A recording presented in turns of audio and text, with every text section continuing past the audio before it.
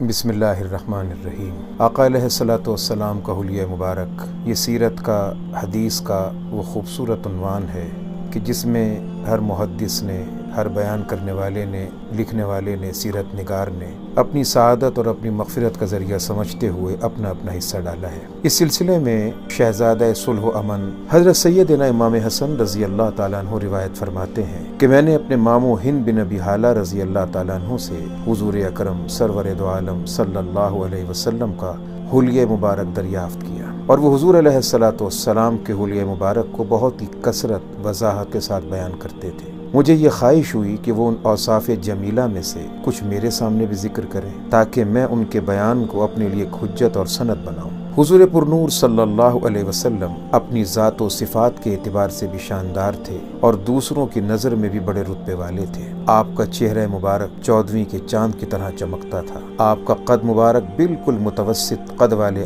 آدمی سے تھوڑا سا طویل تھا، نہ زیادہ لمبے قد کے تھے اور نہ زیادہ پست قد کے تھے۔ سر مبارک اعتدال کے ساتھ بڑا تھا۔ بال مبارک کسی قدر بل کھائے ہوئے تھے۔ اگر سر کے بالوں میں اتفاقاً خود مانگ نکل آتی تو مانگ رہنے دیتے، ورنہ از خود مانگ نکالنے کا اہتمام نہ فرمایا کرتے تھے۔ جس زمانے میں آقا علیہ الصلوۃ والسلام کے بال مبارک زیادہ ہوتے تو کان کی لو سے آگے بڑھ جاتے تھے۔ آپ کا رنگ مبارک نہایت چمکدار تھا، پیشانی کشادہ تھی۔ آپ کے ابرو خمدار تھے، باریک اور گنجان تھے، اور دونوں ابرو جدا جدا تھے، ایک دوسرے سے ملے ہوئے نہ تھے، اور ان دونوں کے درمیان ایک رگ تھی جو غصے کے وقت ابھر جاتی تھی، جو علامت تھی آقا علیہ الصلوۃ والسلام کے جلال اور غضب کی۔ آپ کی ناک مبارک، بینی مبارک بلندی مائل تھی، اس پر ایک چمک اور نور تھا۔ ابتداءً دیکھنے والا محسوس کرتا تھا کہ جیسے اس کے اوپر کوئی رعب طاری ہے، اور وہ تمام تر رعب آقا علیہ الصلوۃ والسلام کے حسن اور چمک کی وجہ سے بلندی تھی، ورنہ ذاتی طور پر ناک میں اتنی بلندی نہ تھی۔ آپ کی داڑھی مبارک بھرپور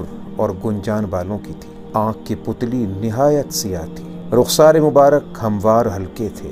آپ کا دہن مبارک اعتدال کے ساتھ فراخ تھا، یعنی منہ تنگ نہ تھا۔ آپ کے دندان مبارک باریک آبدار تھے، اور ان میں سے سامنے کے دانتوں میں ذرا ذرا سا فاصلہ تھا۔